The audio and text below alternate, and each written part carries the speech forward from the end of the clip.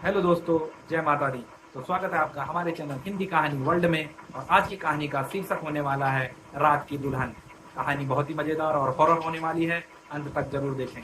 Channel पर नए आए हैं तो तुरंत सब्सक्राइब भी कर लें ताकि आपको हमारी वीडियो के नोटिफिकेशन मिले सबसे पहले। तो चलिए कहानी शुरू करते हैं। बनवारी ने अभी अभी चंदा के साथ 7 फेरे लिए थे। शादी समाप्त होने के बाद सभी बाराती वापस जाने के लिए बस का इंतजार करने लगते हैं।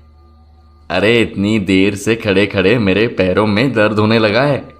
ये ड्राइवर का बच्चा अभी तक बस लेकर क्यों नहीं आया? सफ़र भी लंबा है। मैं 50 बार उसे फ़ोन लगा चुका हूँ, लेकिन उसका फ़ोन स्विच ऑफ बता रहा है। लगता है वह बस लेकर भाग गया है। पिताजी, आपने तो उसे पूरे पैसे दिए थे ना, फिर वो बस लेकर क्यों चला गया? अरे बेटा, सारी गलती मेरी है। मैंने उस शराबी ड्राइवर पर भरोसा करके बहुत बड़ी भूल कर दी। मुझे क्या पता था कि वो मुझे इस तरह धोखा देगा। अरे छोड़िए चाचा जी, हो गया सो हो गया। लेकिन अब हम बारात लेकर वापस कैसे जाएंगे? इतने दूर का सफ़र है, दुल्हन भी परेशान हो जाएगी।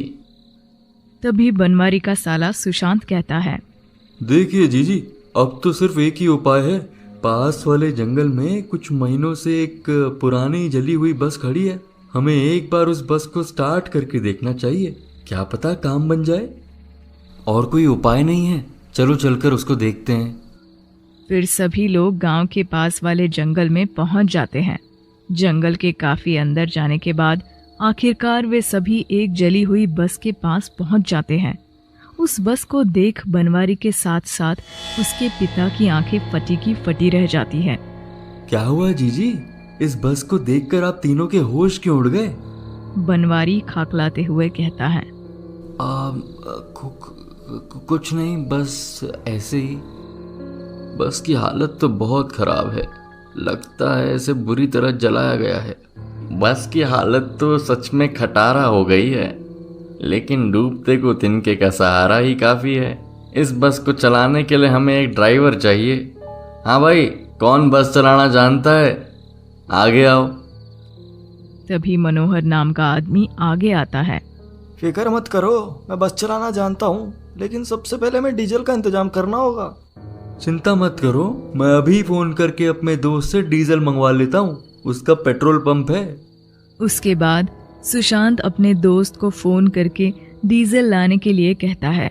थोड़ी देर के इंतजार के बाद सुशांत का दोस्त 2 बड़े डिब्बे भर के डीजल ले जाता है। चलो इसे टैंक में डाल दो। फिर सभी लोग मिलकर डीजल को टैंक में डाल देते हैं। उसके बाद मनोहर बस में चढ़कर स्टीयरिंग के पास मौजूद तारों के साथ छेड़खानी करने लगता है और देखते ही देखते बस स्टार्ट हो जाती है। ये देख सभी लोग खुशी से उछल पड़ते हैं। उसके बाद बनवारी और सारी बाराती बस में सवार हो जाते हैं। फिर मनोहर बस को लेकर सुशांत के घर के सामने पहुंच जाता है। उसके बाद सुशांत अपनी बहन चंदा को बस में बैठाकर उसे विदा कर देता है। बस गांव से बाहर निकलकर बड़ी सड़क पर तेजी से चलने लगती है। मुझे तो लगा था ये खटारा थोड़ी ही देर में दम तोड़ देगी, लेकिन ये तो हवा से बातें करते हुए दौड़ रही है। लेकिन तभी अचानक मनोहर को सामने वाले मोड़ के किनारे एक जवान लड़की एक बूढ़े के साथ खड़ी हुई दिखाई देती है।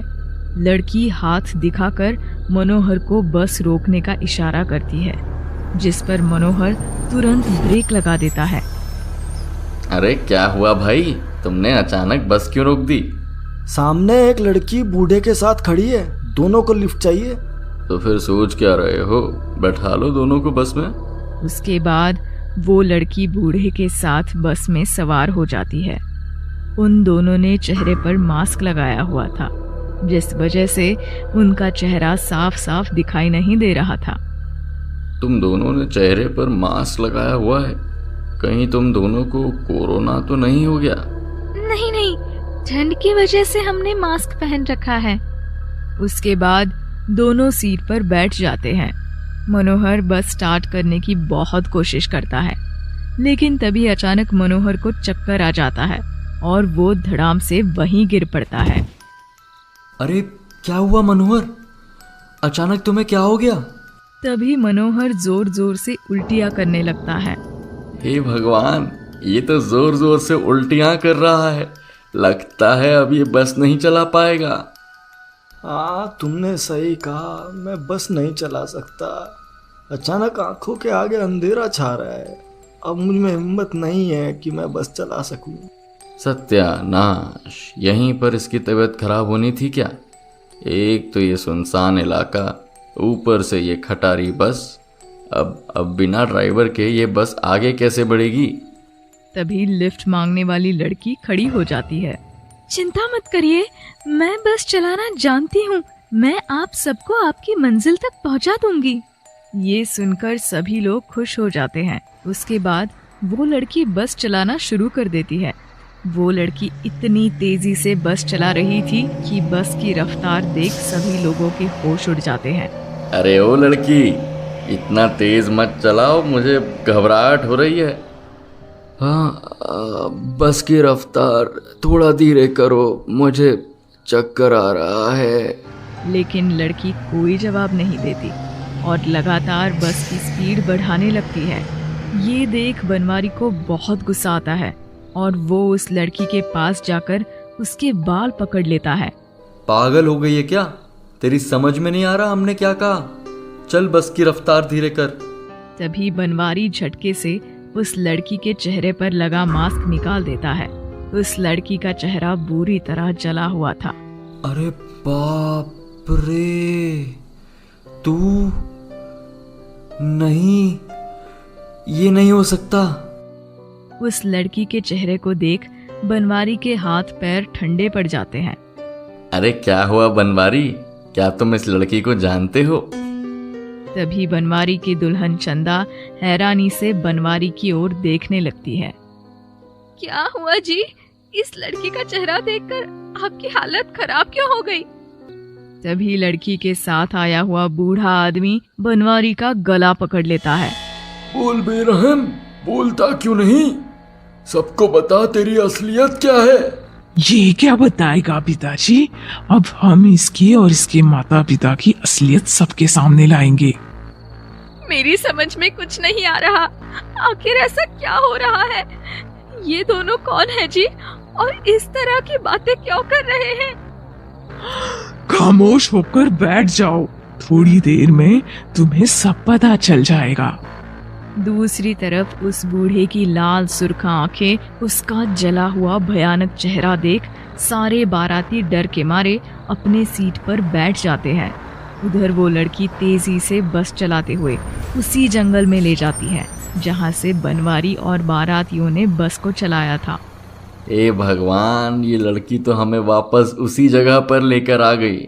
फिर वो लड़की अपने बूढ़े पिता के साथ मिलकर बनवारी के साथ साथ उसके माता पिता को घसीटकर बस के नीचे ले आती है। दोनों बाप बेटी शैतान की तरह जोर जोर से चिल्ला रहे थे। उनकी दहाड़ सुनकर कोई भी आगे आने की हिम्मत नहीं कर रहा था। फिर वो दोनों बनवारी और उसके माता पिता को पास में मौजूद एक कुएं के पास ले जाते हैं। अपने पति और सास ससुर की ये हालत चंदा से देखी नहीं जाती और वो दौड़ती हुई उसी लड़की के पैरों पर जाकर गिर जाती है। नहीं नहीं, इन्हें कुछ मत करो, इन्हें छोड़ दो। आखिर तुम दोनों इनके साथ ऐसा क्यों कर रहे हो? अरे मैं ये सब तेरी भलाई के लिए कर रही हूँ। मेरी भलाई? आखिर तुम कहना क्या चाहती हो? मैं कुछ समझी नहीं। ये बनवारी तुझसे पहले ये मेरा पति था। कुछ महीनों पहले इसने मेरे साथ 7 फेरे लेकर शादी की थी, लेकिन ये और इसके माता पिता तीनों एक नंबर के लालची और धोखेबाज हैं।